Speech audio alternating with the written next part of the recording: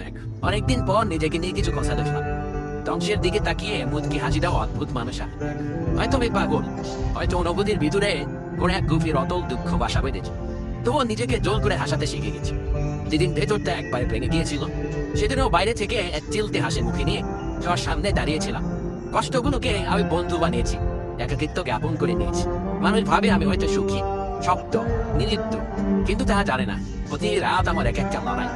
নিজেকে নিজেই বুঝিয়ে রাখি তুই ভালো আছিস, অথচ আমি জানি আমি ভালো নেই। ভেঙে যাচ্ছে প্রতিদিন একটু একটু করে, আর এই ধ্বংস হওয়াটাকে যেন ভালোবেসে ফেলেছি। আমি সেই মানুষ যে হার মানার আগে হাসে, কারণ জানি কান্না দেখিয়ে লাভ নেই। পৃথিবী শুধু শক্তদের মনে রাখে, দুর্বলদের নয়। তাই আমি অদ্ভুত, আমি অনুভূতির আগুনে পড়ে যাওয়া নীরব যোদ্ধা।